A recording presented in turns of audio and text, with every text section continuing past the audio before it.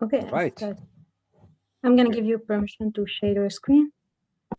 You can do Okay, it. very good. Record in the cloud. Everybody's here.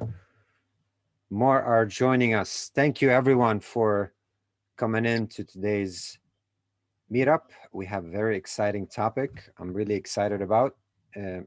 It's one of those features that not only takes your marketing to another level, but it's quite valuable for us as a company selling B2B. I will be sharing my screen. Please let me know once you see it.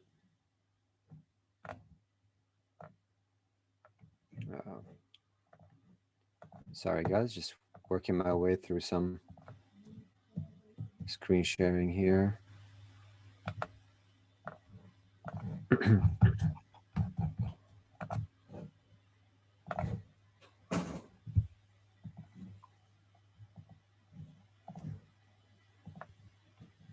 Okay, I think I got it. Yes, we can see it now. Okay. Yes, we can. Very good. I see more have joined. All right, so today's session, we're going to be talking about data enrichment for better lead generation. Just a quick background on us. We are a community of about 20,000 members. That's not counting the VBot immediate clients and immediate database. This is more on the meetup community side of things. These are people who have been attending our meetups for the past 7 years and have always engaged, provided, feedback, have recycled our content. So we are really proud to be, providing as much value as we can, considering we are a marketing technology provider. So 7 years in the making, about 6 different meetup groups. And those meetups can really be a platform for anybody here who would like to share feedback, recruit, is looking for an opportunity. I've seen people leverage meetup.com very well, from the comment section, doing outreach to other members to get visibility. So I highly advise you to explore meetup.com. Today's agenda is as follows. We're going to be doing general intros now. We'll be diving into the topic, and then the last 15 minutes we'll be doing intros and as well as Q&A. So I'll open the mic for everybody. But keep in mind, during my presentation, I like to keep this an open platform. So if you feel like you want to add to a slide or you want to add some ideas, please do so. It's more of a roundtable versus just me speaking.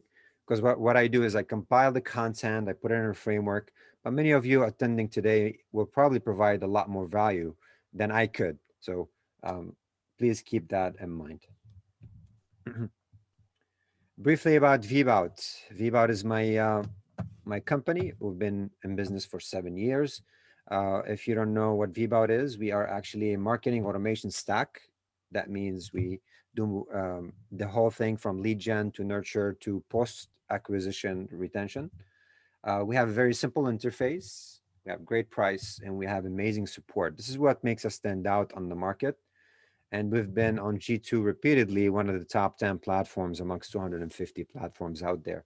So if you're looking for a stack, we are a great alternative for the HubSpot Marketing Cloud, for Active Campaign, Marketo. We do pretty well there. If you just joined us, welcome. Would love to see you on the other side. If you can put your camera on, that would be great.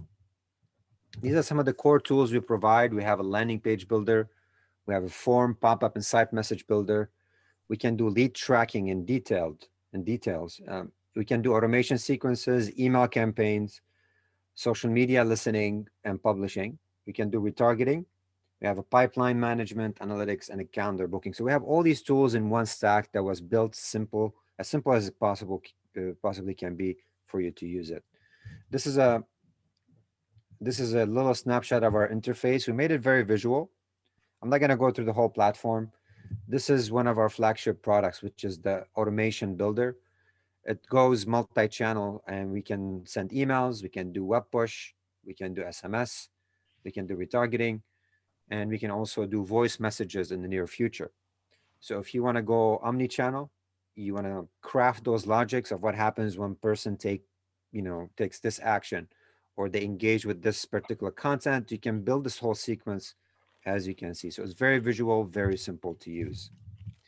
And what VBot has been able to achieve is to become more like what I don't want to say a full CDP, but more of a consolidated LDP. That's a lead data platform where every engagement and every touch point of the client is stored inside the system. So we can tell you what pages they visited, where the traffic came from, if it's an ad campaign on Facebook, which ad group and which ad set. We can show you lead scoring. So you can pull up a profile of one of your leads and you'll have full visibility of their interest. um, if you put us on the map, for those of you wondering, where do we stack up? We're actually right there in the middle. So if you think about the Marketos and the HubSpots of the world as an overpriced, very robust product that's complex, or the Underkills of the world, these are like the Engage Base and the products that are more affordable, but they leave a lot to desire, especially if you're doing deeper segmentation and stuff like that. So we come right in the middle to be between the Underkill and the Overkills. So this is us in a nutshell. I would love to, have any questions before we get started with data enrichment that about VBOT at all.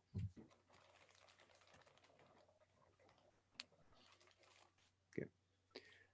I will be leaving in the chat anyways, Elsa or George, if you can help. Please leave the link to our demo page. So if somebody's interested, they could watch Sure. VBOT in action. Okay, the video demo page with Ryan. And please reach out to us if you feel like VBOT could be a good product for you. You'll literally have a marketing ops team on the other side who will help you with your tech implementation. So you'll have access to that from the chat. And by the way, I know I'm going to be doing members intros, but please leave your LinkedIn and your contact details in the chat because we're going to be sharing the transcript and also you'll allow others to connect with you. All right, let's talk about data enrichment. A quick kind of stats: an organization can generate 70% more revenue based on cleaner data. So I'm starting with cleaner data. That's because one of the core benefits of enrichment is taking control of your data, enriching it, and getting better data points.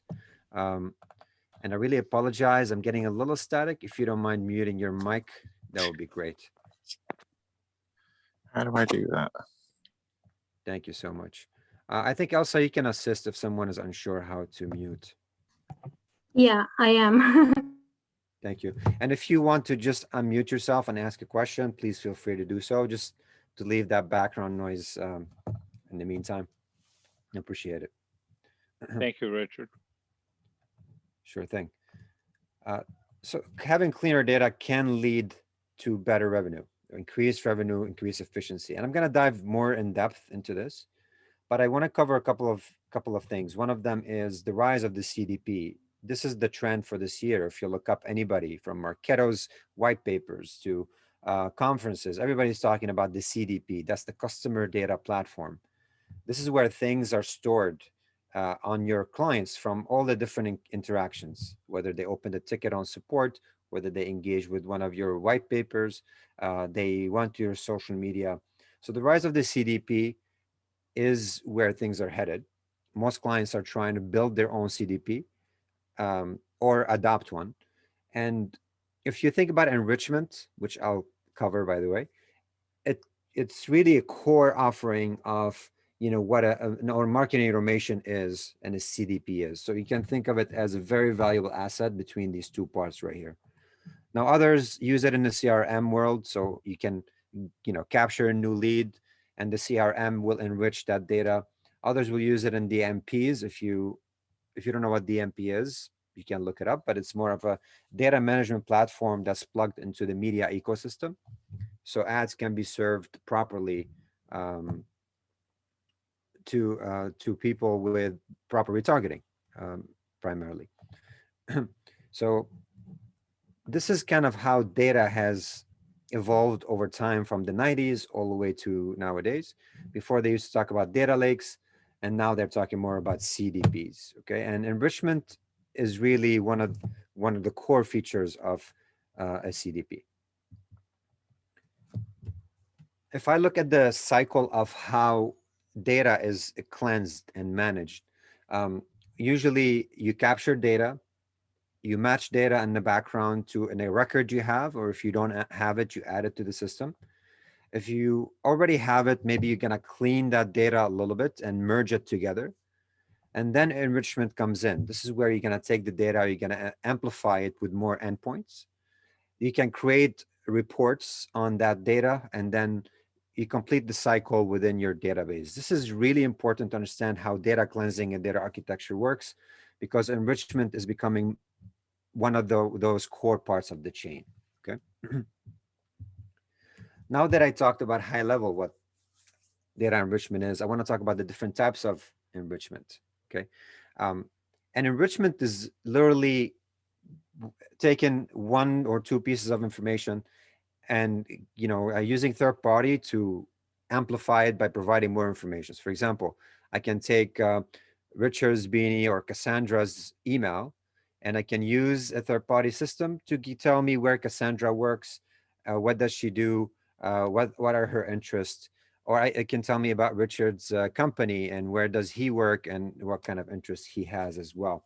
So I'm going to break it down into different main categories of a data enrichment as marketers and sales teams look at it, okay? So the first bucket is called demographic enrichment. This is where you can get details on age, gender, some sort of qualification on the person, the marital status, income, credit score. So you're talking about personal details of that person that you have in the database, okay? Now, obviously, this might serve industries differently. If you're a consumers facing product, maybe you can have some sort of a group of people who make more than 100,000 a year. If you're an e-commerce company and you're targeting, females, above a specific age, maybe that could be also one of your segments. We call this demographic enrichment, and there are plenty of products that sells this type of data. All you have to do is supply them with the name or with an email, and they will give you age, gender, qualification, marital status, income, score based on that data. Okay. So that's the first level of enrichment, or type, sorry, of enrichment. I'm wondering if any of you here rely on demographic enrichment in their data set. Please unmute yourself and let us know. Okay. B2B and B2C look at this differently. We have another part which is going to talk about end company enrichment. All right, geographics. This is literally what it said. It's zip code of the person who filled out the form, or you've gathered their data. What's the latitude, longitude? What is the address? And other identifiable pieces of data on the location of this person. Needless to say, everybody can target specific geographies with different messaging, whether you are enriching your data inside Facebook because you're targeting US only and you have your own client base, or whether you are targeting Europe. Either way, geographic enrichment can get down to the zip code level, or you can just do it by city or by state or by country. So it helps as you get deeper and more concise to an actual geolocation. Yes, Richard, Peter is asking if it's like this enrichment is something that Clearbit does. Yes, I think Clearbit is one of the data enrichment platforms, which will be presented at the end of the presentation. Yeah, I'll talk about some of those platforms, but yes, indeed, they do provide part of this. I wouldn't say they're the strongest with the geographic. They're very good in firmographic details, which I'll get to in a second. Then we have psychographic enrichment. So if you think about the demographics represented here, the age, the gender, location, the psychographic is primarily things like their interests, their hobbies, what are their social media sentiments, political affiliations. And you'll be surprised how much our data is being put out there by, credit bureaus, things we buy, like if we lease a car, oftentimes you'll find buried in the lease, right, an area where it says how Mercedes shares your information. There's literally a segment there that says with our direct partners, with our indirect partners, and that they have a whole world that takes your data, which they get a lot of, right, when you qualify for a car, and they syndicate it or they resell it over to their partners or non-partners, as they call them. And some of the stuff can, be also in terms of like social media sentiments. Facebook used to sell this, now not as much. There are third-party platforms that do that. What kind of hobbies you have? This could be gathered from different aggregators. Meetup is one of them. Meetup can literally be scraped for hobbies and interests of people based on the groups they're in. And I've actually worked with a startup who was literally going through meetups and other Facebook groups to gather profiles and just match them to the different interests. And that was their entire business model. Psychographic information could be beneficial for some apps or some companies in the B2C or consumers facing space. But again, it's an area where it gets a little bit more personal because this information is, directly me, not my business.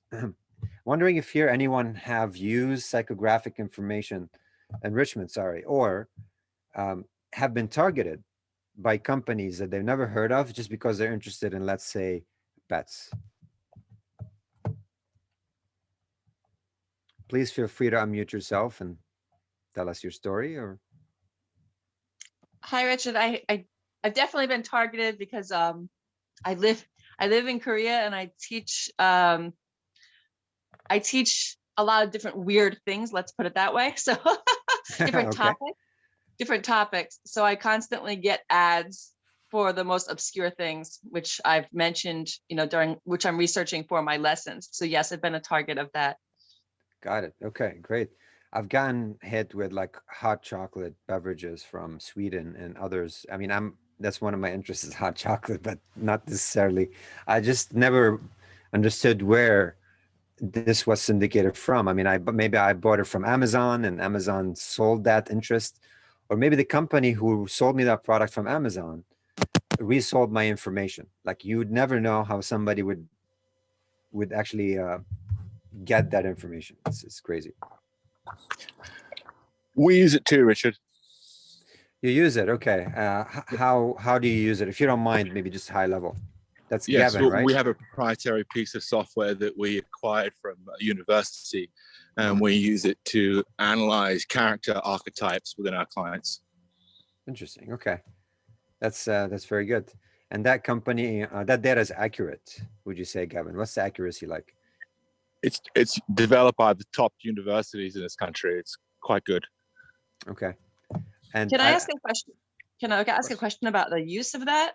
Because I find that we can use that in a way to target other sources of finding customers. So like if I see people are using in Korea, I'm not exactly sure of all the apps that they use, and I'm trying to find out where these people are and like where to find more customers. So would that be a way to use that?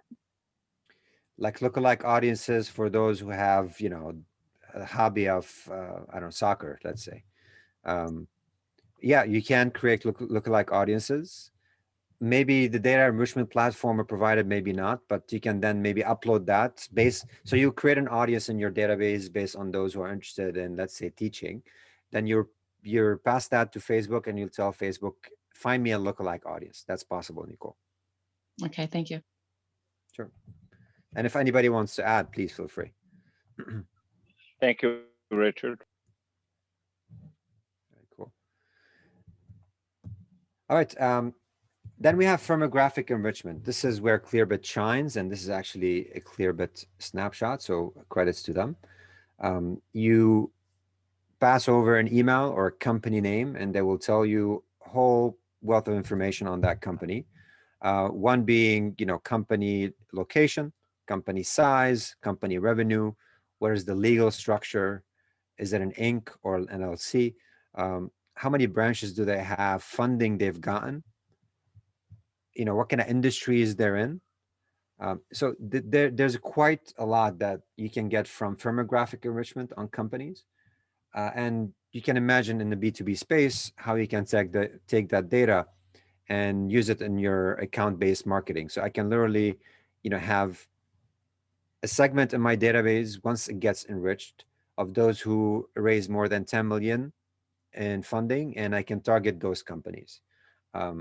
Or maybe I can just say, get me anybody who is in the software and services space, and create a bucket of these so I can send them a very specific message. So this is firmographic enrichment, and you can see, obviously we've moved from personal interest to now company data. We use this heavily in VBot in some parts of the system, and we'll soon be providing this as well as part of what we're doing. So you can enrich your info. Number 5, technographic enrichment. This is where a lot of people don't know about this, but it's where you can tell what kind of technology a company is using. Are they using Amazon Cloud or Microsoft Azure or Google? Are they using HubSpot or they're using VBot? So this is where you can buy information on the technology stack of a company. Different services provide this. Clearbit provides a very basic data on that, but you also have things like Built With. It's a company that provides very good technographic enrichment details. So you can tell them, give me everybody who is using a Shopify in their tech stack, and they will literally give you tens of thousands of websites who are using Shopify. So this is really important. But now I've seen this go up a notch, where they will tell you, based on where they detected, let's say, a VBot or a HubSpot pixel, that this has been a year in the making, and because HubSpot's contracts are year long, it's time for you to reach out 3 months prior to try to sell this company on your product, because their HubSpot contract is about to expire. They're actually using that as buying signals, and selling those signals back to us, which is pretty interesting. Any of you here are using technographic enrichment?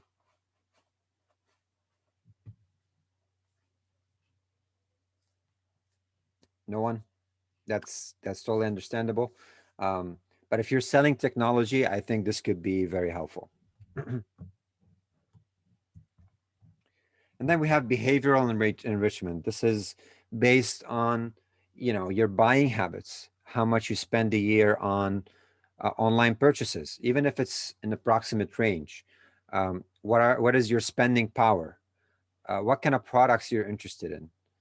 Yearly shopping spend or monthly shopping spend? What are your social triggers and your propensity to buy certain products? We are already, as especially since COVID, everything has been online. Not only now they know, what kind of clothes we like, but they also know what kind of groceries and diets that we we have. So online buying behavior and behavioral enrichment has really come to another level since the last 2 years. We don't personally use it in VBot in terms of what we do, but I've seen clients who are using those data signals to try to target people with higher propensity to buy or with better spending power. Anybody would like to add? These are the 6 main categories for enrichment. If I've forgotten any and you'd like to add it, please, you can unmute yourself and share some information.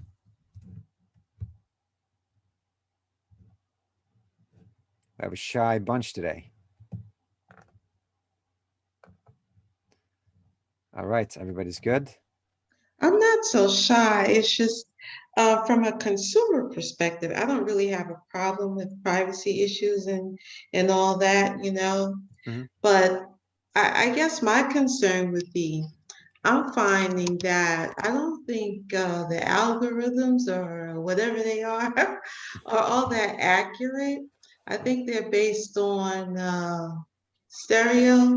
stereotypes right now. Yeah, it's just data with with a lot of there are biases in the way these things are working. And if you guys one documentary on Netflix called Coded Biases is worth looking into. They just show you how machine learning algorithm are built to be biased, which is crazy.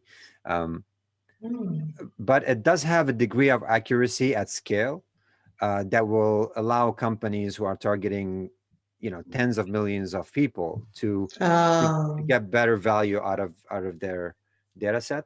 And for smaller companies in the B2B space who are really focused on niche,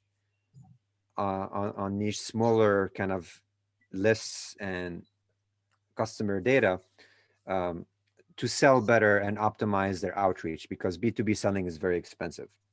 So here's in my mind is a contradiction. So when you talk to marketers, they're like really narrow in on your audience, really narrow in, right? That's everything. And then you have algorithms that are based on these very general stereotypes. So that doesn't make any sense to me, but I'm a novice at all of this. Yeah, that's why no marketers rely 100% on algorithms and machine learning, because algorithms and machine learning up to date, they're really good in doing one thing really, really well, but they cannot just look at the whole batch and to give you like a clear analysis, right? So with that, they use it just as an instrument to aid them with certain things, like what is the best time to deliver a message, if this customer is showing interest enough for us to look at them, if someone is about to churn. And I'm going to talk a little bit about some of the benefits, 6 benefits of enrichment that maybe will help put this in perspective. Thank you. Yeah, pleasure. All right. What are the benefits of using data enrichment? I know I've spoken about this a bit, but one of them is better segmentation. Any marketer out there who is growing their database, they understand the value of having, companies based on their industry in their own groups, or clients who haven't engaged with them for a certain time, or just targeting those who are, interested in a specific product. This kind of segmentation cannot happen unless you have the data points captured inside your system of choice. Okay, so one of the main benefits is segmentation. Now, account-based marketing is what ABM here refers to, for those of you who are unsure what that is. But you can narrow down on specific categories. So let's say I want to target everybody that looks like a Microsoft company. And let's not do Microsoft. Let's say, like VBot, revenue and size and funding, industry, and we want to target C-level executives. So you stack up these rules, and then your database will give you, let's say, 20 people who match that criteria. And when you do that, obviously you can reach them one by one via phone, via retargeting, via email, whatever the method of communication is. So this is sort of like a very simplified way of describing account-based marketing. All right, better lead scoring. And this is an area that we provide in VBot, is the ability to take those data points and score them. So if you detected that somebody is using a Shopify and you're selling a Shopify plugin, then that could be a high score immediately. If you detected maybe somebody who is generating more than 5 million in yearly revenue as a company, that could be another level of scoring that you can add numbers to. And you can think about lead scoring as a 0 to 100, where 100 is a perfect score ready to buy and 0 is very early. And these data points can help you get closer to 100 the more qualified the person is. There are lots of benefits for doing better lead scoring. Some of them are obviously delivering to your sales teams more qualified leads, because you were able to score exactly the criteria they look for. And I know some of the battles of marketing and sales is that, why did you send me this lead who cannot even afford, $50 license, let's say. And I wasted an hour of my time and I'm charging 150 per hour. Like some of these things don't make sense from sales perspective, and lead scoring can help with that. Number 3, shorter forms. My personal favorite, and this is the thing we're going to be building in VBot. This is a snapshot credits to Clearbit as well. But you can imagine one of the things that we do is creating those forms and having those internal discussions in terms of what fields do you want to collect. Everybody want to get as much information as possible on those filling out forms. But unfortunately, the more you collect, the more likely people will drop off. So how to solve this? Data enrichment can be part of it, of the solution. If you envision the form on the left as a form that you're collecting names and employees and industry and company size, you can use things like Clearbit to hide those fields like name, employees, and industry, and just ask three things, like the one you see on the right. And the system of choice, if you're using Clearbit or other data sources to enrich the data, they would literally send you back that missing information. So instead of asking the user for it, you're asking the third-party enrichment platform for it, okay? This will definitely aid with your conversions. It provides a better user experience because the user doesn't feel like they have to spend more time filling out a form. And you can tap into a lot more data using shorter forms. Any questions? Everybody's good? Cool. So better experience. This is more on the marketer side of things. When we are sending out emails, we're always afraid to send out the wrong offer to the wrong person, not being able to personalize properly the message. If I'm talking to, a C-level executive, or I'm talking to an intern, different messaging, right? Different priorities, different goals. So for us to be able to give you that visibility through enrichment, maybe your form only asks for an email and a name, and you didn't ask for a title. How can you enrich that data to get the title for that person? So the messaging could be C-level type of messaging versus not. So the ability to personalize your emails, SMS, web push, your retargeting based on how much information you have is definitely a core feature of enrichment. So better experience overall, better targeting, and better messaging. Okay, I have a question with that one then. Yeah, please. So I've been in a bunch of your meetings, and I keep mentioning I'm in Korea. So for me, I've always thought that I don't really need to deal with the data yet because I'm still at the point where all my demographics are the same and all my geographics are the same. Everybody's in South Korea or New York City or LA, but they're still Korean. And so they're all basically in one place, primarily Seoul. I already know they're almost all from Seoul if they can afford my products. They're living in the capital of South Korea. And I know that they're all Korean, and I can actually narrow it down to 2 specific groups. So they're all professionals, usually like managers at companies who need to improve their English, or they're university students. So my niche is like as specific as possible, and I already know my audience and my target very well. So I thought I didn't need demographics, but I know eventually I will go global, and I will. But for now, for this, using the data, can I like separate, because I know that it would behoove me to separate my email marketing to the people who are already professionals in companies and those who are university students they have very different goals. So can I use that by separating my offers of the types of courses?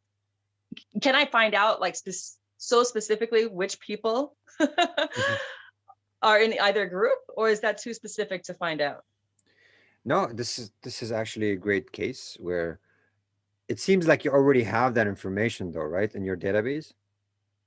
Well, I don't have an like existing clientele. I've been preparing for years, and I have all the people I don't have in my email list. I'm referring to the new clients, but I still know there will be the same demographics and geographics. Yeah, let's assume you chose an enrichment platform, and enrichment platforms are plenty. I'll share a few.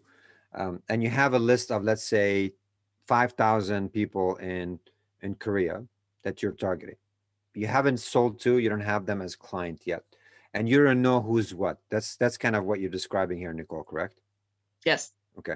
Assuming you've chosen that service and you have the list, some of them allows you to upload the entire data set.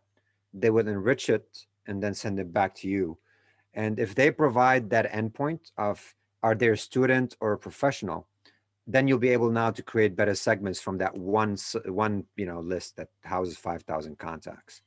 And then obviously you can take that data and target students with a completely different messaging than those who are C-level executives. Obviously, if you're an executive and you want to learn English better, that's because you want to sell more, you want to build better relationships, you want to expand your network.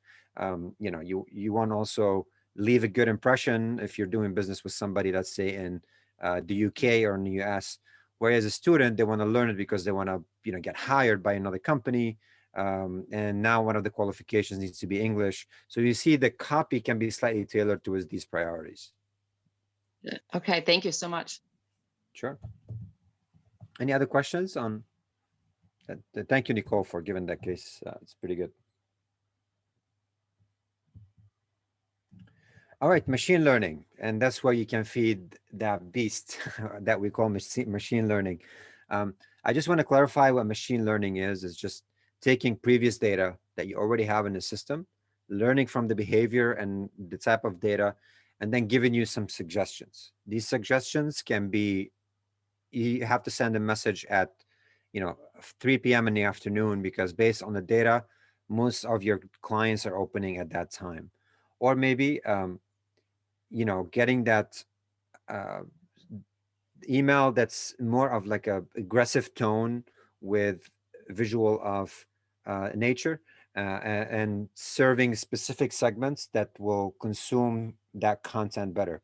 And consumption of content can be in form of, I opened that piece of email or SMS and I read it for more than 10 seconds. I clicked on the link inside of it. So that type of engagement is what we call consumption. So the machine learning is taking all those signals and is giving you some better predictive modeling and suggestions for the future. And because now we can enrich the data from the different platforms we're using, we can definitely enhance the machine learning process. Because if I only know the email and name of a person, the machine learning can do so much, right? Whatever the algorithm you're using, whether you built it or whether you're using third party. But if I'm feeding that machine the name, the address, the geolocation, the power to the ability to buy, what kind of company, revenue, you can definitely model much better. So it has some improvement to that if you are adopting machine learning, of course, to your tech stack. Finally, less mistakes. Sometimes you'll be surprised, how much data gets captured by marketers and the information is plain wrong. That's because the person filling it out is either using autofill that's all messed up, or they're just providing non-accurate data because they're shy at this point, right? Or they're just leaving it empty. So that creates mistake. And there's actually about 7 to 8% of data of any list that we've worked with in the past, whether it's ours or clients, that includes, bad information, wrong email. Instead of Gmail, it's a reverse or whatever, missing letter. So this allows you to control the data a little bit better because the data has been scraped by the third party. It's been enhanced, cleaned, and hopefully clean, unless you're using a cheap source. And then they're just giving it to you exactly with the name of the company, with the industry, and so on. So it helps with the data quality, so there's less mistake in your targeting. So this is it. Better segmentation, better lead scoring, shorter forms, better experience overall with messaging, enhancing the machine learning capability if you're adopting it to your tech stack, and finally, less mistakes. Any questions?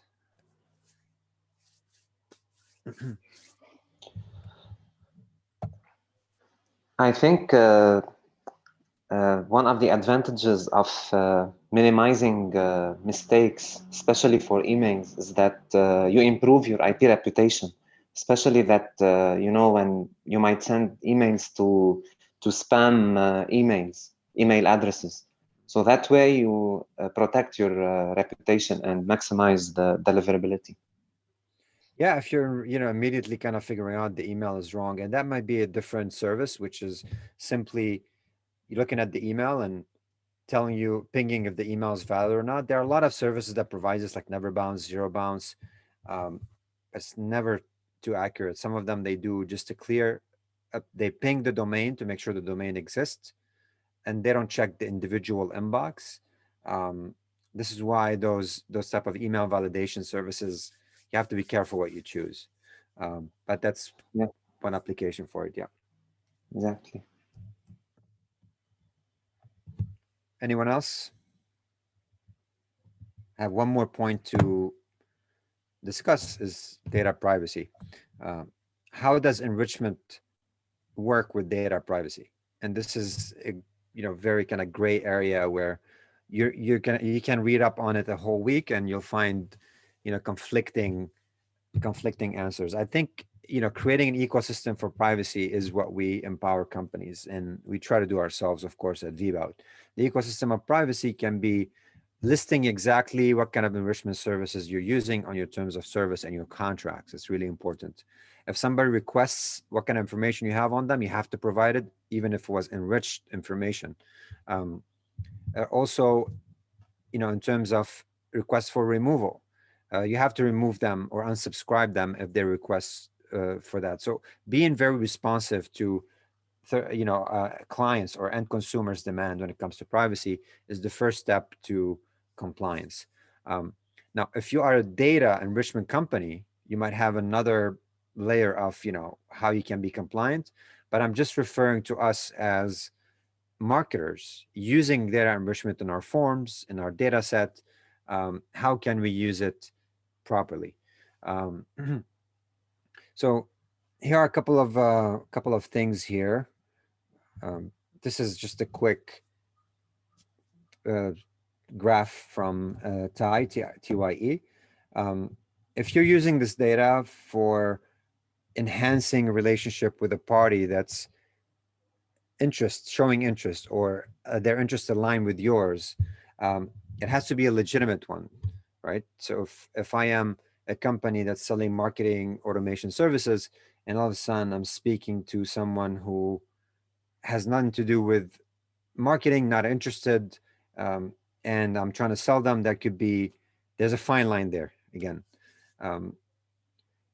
So if my information is out there and I filled out forms and I gave you consent on that little short form, and in my terms of service, I can list, you have to list specifically that you are enriching data.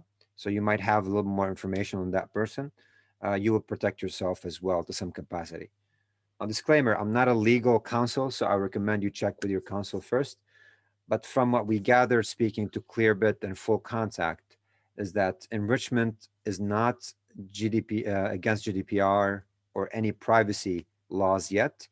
There are ways around it by being focused on how responsive you are to data privacy, if you're properly listing those services, etc. Okay. Please, I would love to hear from you guys if anyone have anything to add to this. California has its unique laws, so that has to be taken into consideration as compared to anyone else or any other place. California has its very, very unique personal data kind of laws that has to be protected. Right.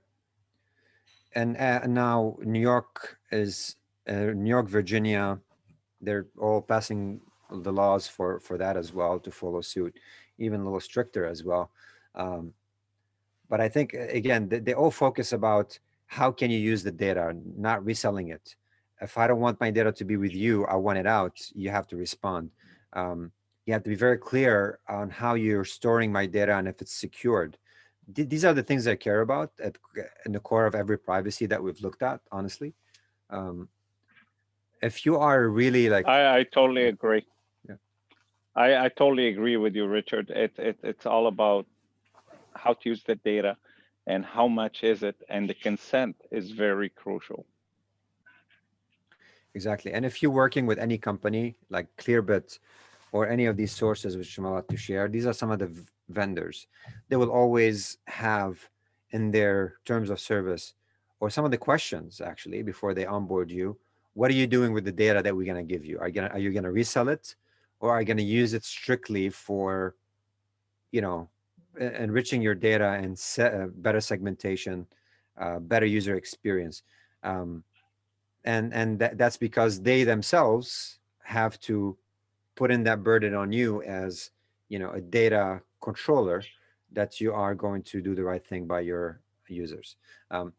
So again, privacy is a very thin line here. Enrichment data still operating within that scope, but it's on you to lay the ground for how you're handling it and how you're managing it. Okay. I agree. Absolutely, Richard. These are some vendors. If you guys are interested in checking out, you know, how their enrichment works, Clearbit is really great, but they can get pretty expensive. They provide good data, and they work very well with B2B. Okay. Full Contact is another service. They have very good consumer-facing data. So if you want to get demographic details, if you want to get firmographic details, demographics, geographics, psychographic details, they could be really good with that. I'm gonna try to show you if I can.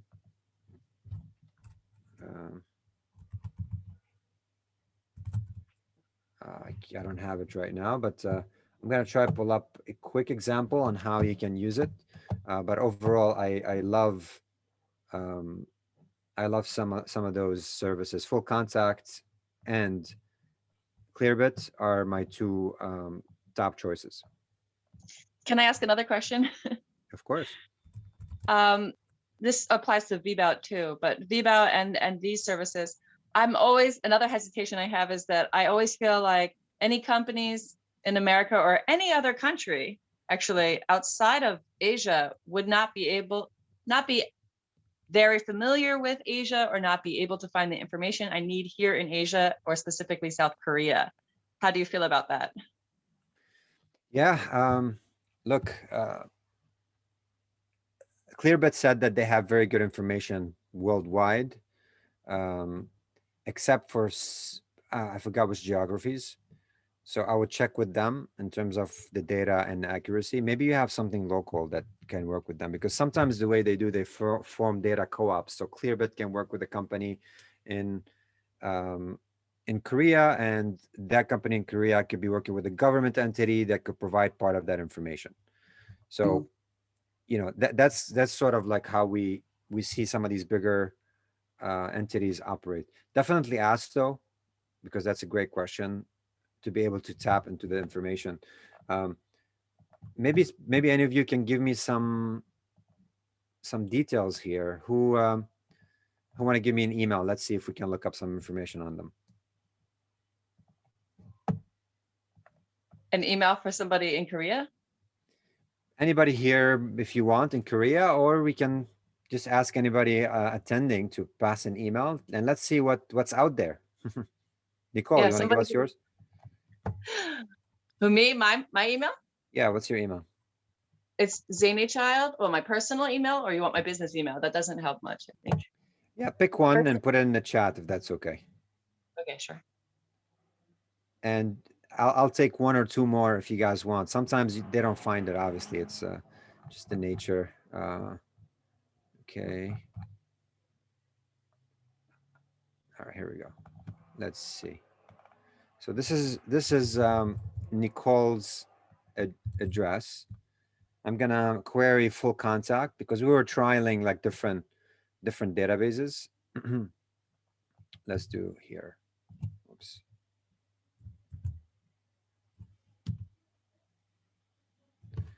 All right, so let's see what we got on you here. And by the way, don't mind this type of code, but this is the full name. Again, all she did is pass me the email. So Full Contact returned Cassandra James. That doesn't seem like your name. No, it's Cassandra who put her email before Nicole. We Yeah, have you 3 can, emails. Sandra, that's Yeah, fine. Living Creatively is for Cassandra. Nicole Okay. is Nicole at Empire. Sorry Sorry about that. I type fast. All right, good. Well, thanks. This is what was returned to me. Female, New Jersey, member relationship community coordinator, BC Agricultural Council, your Twitter, LinkedIn, your bio, Oh, and all this information. Let's look at, these are Wow. other locations. Did you live in West? yes, I did. Okay. Canada? Did you live in Canada? No, Okay, so that could be wrong. never really What? visited. ADP, this is, let's see what else. Yes, ADP. That's a little much right there. Do you have, are these marketing management diploma? Does this sound about right? No. Okay. Lutheran. Yes, they must have Okay. gotten that from Facebook. Yeah, Yeah, I'm I in think you the- regret now putting your email in the chat. But you see how much I was able to enrich that information? Yes, I have no idea about any agriculture council. Maybe that's because I love to eat or or join food co-ops. Thank you. That was fascinating. Yeah, no problem. Now, here's another type of enrichment based on just the domain name. I'm gonna try your domain name and let's see what that returns. It didn't return much, so it seems like there's not much data, but that's full contact. There are others out there. How about we look at your technographic details with the company called BuiltWith. They provide the tech stack of what you're using. So let me see. Okay. So you're using Joomla on your site. Is this correct, Nicole? Yeah. Yes. Yeah. Okay. One of the sites. One of my website. Yes. Cool. They're also, let's see here, RSS, Wikipedia, Nginx. Again, these are all tech stuff using Mood Tools, SumoMe. We have Positive SSL. So you see, as a company and technology provider, I can look at all that information, even your HostGator. Is that what you are as a hosting company? Yeah. I have that and GoDaddy. Yeah. Okay. So I can literally now create a bucket of those who have HostGator as hosting company on a tech stack and say, hey guys, I'm providing a new hosting service. I'm migrating everybody from HostGator at no cost to our servers, and you can save 20% a year, and I'll give you better support. That literally, that could be like a punchline for my selling just based on the data that I enriched. So that's the technographic enrichment that we're looking at. All right, we have one more. We have Andreas. Hello, Andreas. Let's try you here. Go. If anybody wants to pass me their company domain name so I can also run it through full contact, that would be good. Yeah, not much going on there on your side. Sorry. I don't know if this is a good thing, Andreas, that they didn't find it. Let's try People Data Lab. Okay, nothing on People Data Lab. That's another People Data Lab that provide really good consumer and employment history data. So People Data Lab is, again, another beast in that space. All right, we got Harris Computers. Let's start there. Okay. And I know, guys, we have limited time to do everyone, but I'll try a few. So this is what came back. Harris Computer Systems Software Company, website, founded 1976. Is this right? That is correct. Oh, okay. So We're old. well, you've been in business for a while, so this could be, you can be packing a lot of information out there. Computer integrated absolutely. system designs, phone numbers. Pretty interesting. You have Crunchbase here, which can get me a lot more information. Yeah. So again, that's just a sample, guys, of what you can get with enrichment. And I'm only trialing, a couple of things here. All right. And I'm sorry if I didn't cover everybody, but what do you guys think about enrichment?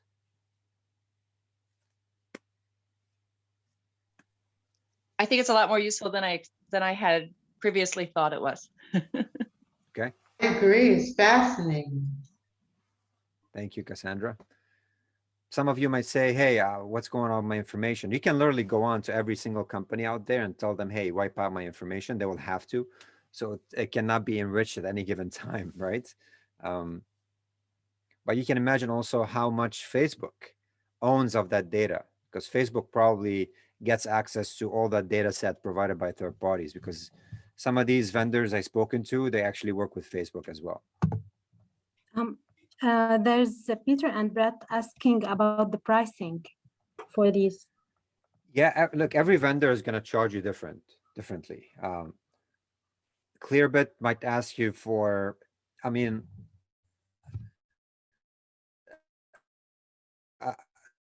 to be clear, they might have a partner pricing for us and have facing for you. It might start at $200 or even cheaper if you are full contact.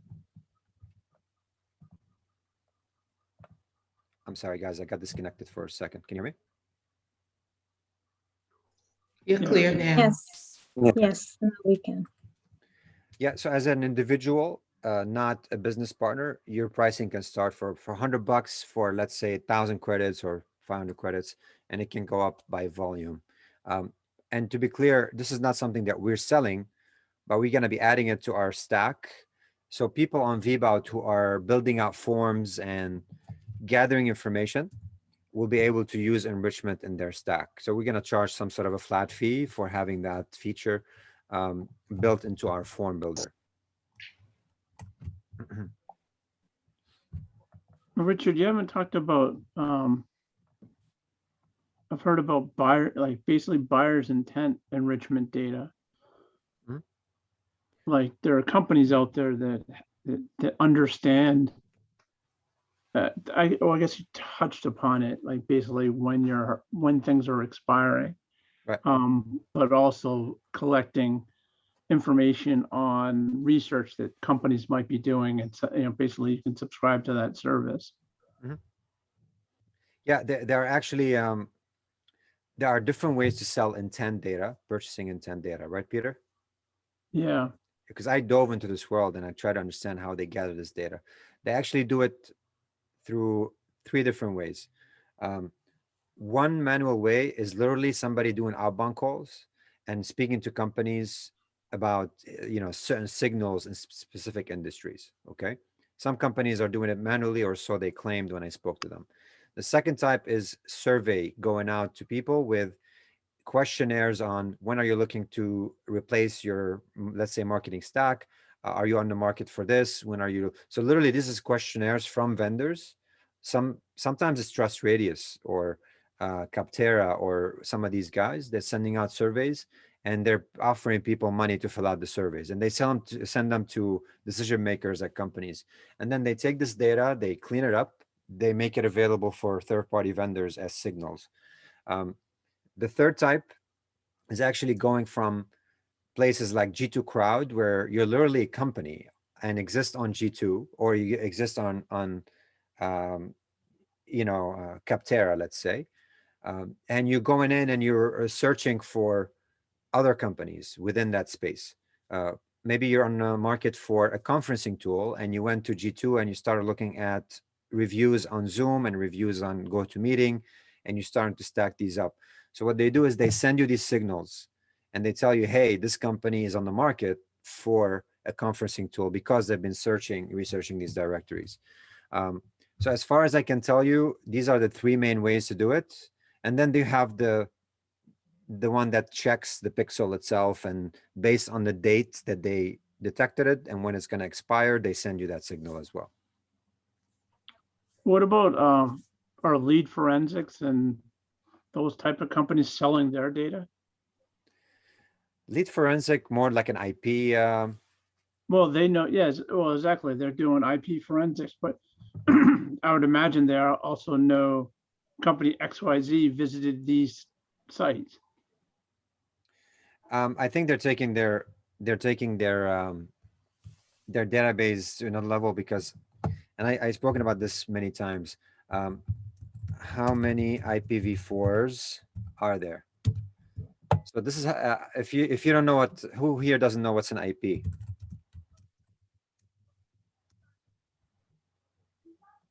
It's okay, don't be shy. This is we're family here.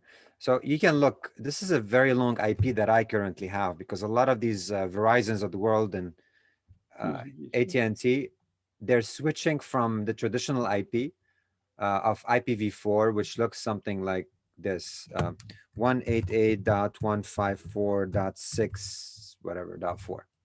This is what we all know. And there are actually about 4 billion of these out there, which there almost have been used. So if you're looking at a machine storing 4 billion records and telling you where these 4 billion records are coming from, they probably don't own that much, but it's easy for them to do it. But with the new rise of the IPv6, which is a lot longer, look how many IPv6s out there. They're going to be 2 to the 128. So this is a very large number that almost no machine will be able to create a profiles on, and be able to provide that in real time and for enriching IPs. Why am I saying this? It's because the signals that are coming in from lead forensic, for me, it has a dead end. And again, this is just my personal.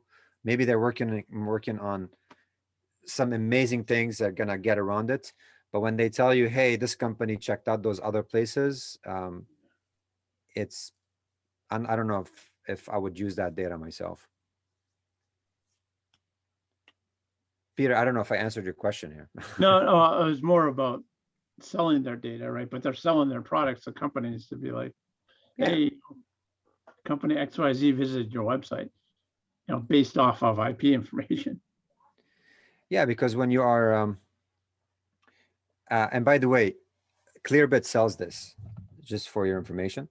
So Clearbit can tell you who visited you on the website. You have to pay for it. Maybe it's $1,000 a month or something. It's not cheap for smaller companies. But now with most people working from home, and if your target market is not the IBMs and Microsofts of the world that provide a VPN network with a dedicated IP set, it's really hard to track it. Yeah. Oh, I agree. That's what I've always thought of, even this IP forensics companies. Yeah, it's still a valid business. Any small companies, using Comcast or Verizon. Yeah, business, internet, which is going to be really hard to track. Exactly. Right now, if I parse my IP, IPv6, because those companies usually get like 2 or 3 public IPs, and that's it. Yeah, well, the big companies, they have blocks of IPs. They might have 100 IPs at, let's say, Microsoft in downtown New York. Correct. But the small, 50, 100, 200 people companies, even 1,000 people. Right. I'm just trying to find here. Small amounts of IP addresses that are public. Yeah, they call it reveal, and you see this is the traditional IP. So they could do this with this traditional IP, but if I give them this IP, I bet you there's no way. If they do right now, watch them prove me wrong. Okay, they're not going to even support it. So once these IPs become obsolete, it's going to be really tough. They don't support IPv6, huh? No.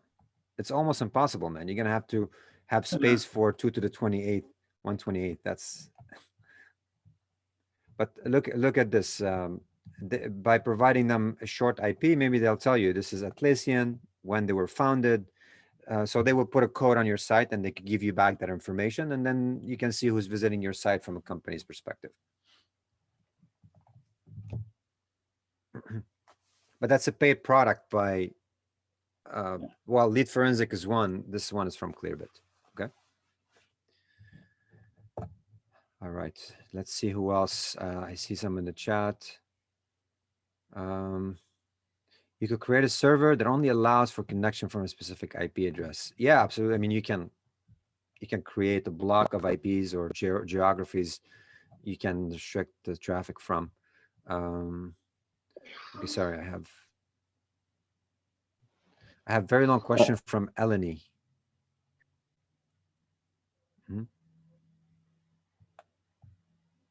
put a lock on my personal website. What? Yeah, I think Andreas, you were answering Eleni's question. Thank you. So Eleni's asking, how can she block people from going and taking her information? Is that right, Eleni? Was that your question?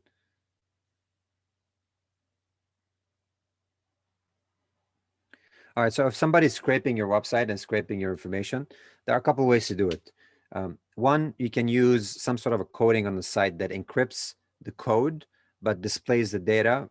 Developers can know what I'm talking about.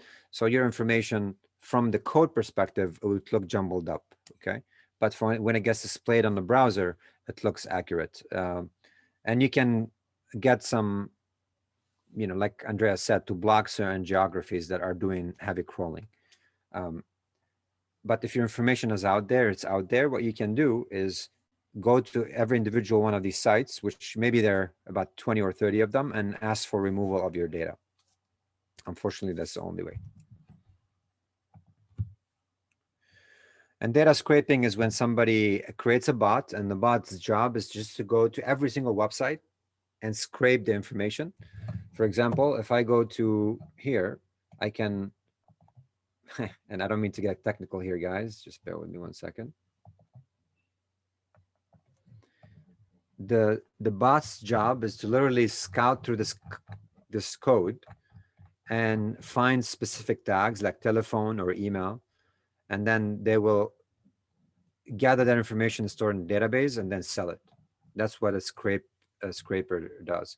Or it could be scraping LinkedIn, which is what probably 90% of these companies, they rely heavily on LinkedIn. So that's data scraping.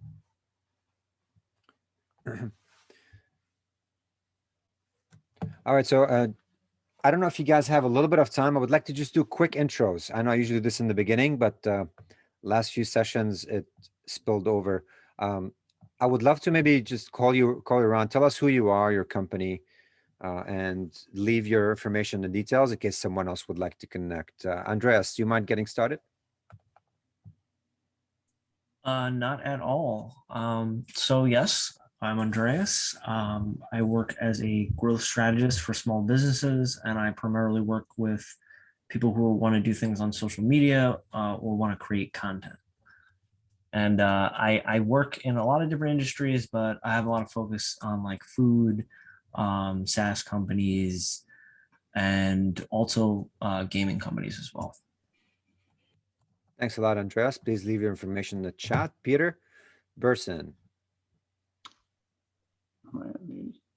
Yeah, my name is Peter Burson. I'm part of WSI World, who's a partner of VBot. We're a digital marketing agency servicing small and medium businesses with all of their digital marketing needs, from web, SEO, paid search, automation, email marketing, and so forth. Awesome, Peter, thank you. Nicole.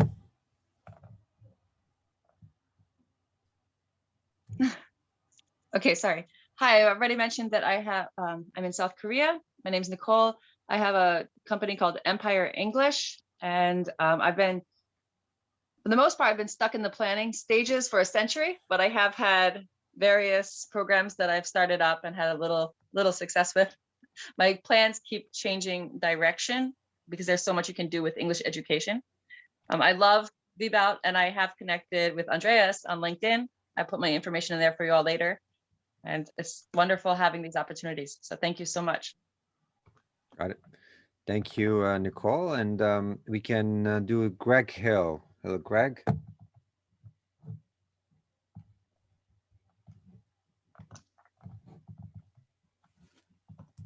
If you cannot work your mic, we can skip you. I just had to turn on my mic, that's all. I gotta turn down my volume. Okay, my name is Greg Hill. I have Greg Media Inc. We've been around about 10 years, and we pretty much do what a lot of people do. We're just an ad agency for small businesses, and we want to, our goal is obviously to sell our clients everything, including VBot. Awesome. Thank you for joining us, Greg. Oh, my pleasure. We have Abe Abenteramos. Hey, Abe, can you hear us? Yes. Yeah. Good day, everyone. I'm working with Mr. Greg Hill as his executive assistant. Thank you. Thank I'm you. from Philippines. Thanks for joining us. We have Tony I don't know, it's getting cut off. Sorry, I only see Chamble. Tony, can you hear us? It's Tawny Chambly. Okay. Sorry, it's And- cut off on my screen. Right. So Tawny Chambly, and we have a company called Design Alliance, and we do a lot of branding and work in the retail space, doing attraction entities on large projects, large scale projects for outdoor spaces. A lot of the other work we do is branding and video and more traditional branding. And that's where this interface that you're talking about, this platform, is actually of interest to us because a lot of our clients are trying to do things like fundraising and other types of things, not so much consumer based, but more B2B. So it sounds like a lot of what you're doing is more B2C, but I can see where an application B2B would work for a couple of our clients at this time. And anyway, yes, so I put my information into the chat and love to connect with everybody. And I'm on LinkedIn, and our Thank you. company's on LinkedIn. Yeah, I appreciate it, Tony. Just to be clear, if you're talking about VBot, the application itself is B2B or B2C. We have agencies are consumer facing and others business facing. So, and it doesn't have to be just B2C. Communication and marketing is for everybody. What our platform allows is for you to create that system that's going to generate the leads, nurture the leads, and retain that lead after they become customers.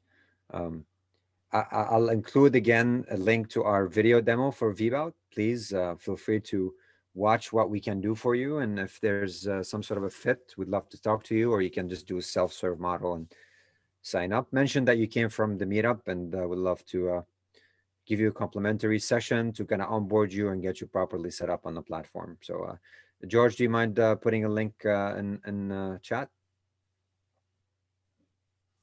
Sure, Elsa already did. All right, cool. Thank you, Elsa. Nicola Jevrik. Hey, Nicola. Can you hear us? All right, we can go to Daniel Tran. Hello, Daniel. Okay, Daniel once, Daniel twice. Cool, KG. Not sure who's KG.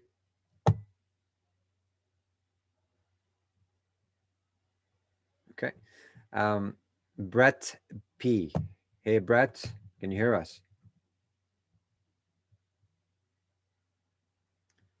All right. I think they're all partying in the same room and just forgot about this this session. Yeah, Brett said he's not able to talk. No problem. Yeah, no worries, guys. If you can't talk, we'll skip you. Eleni.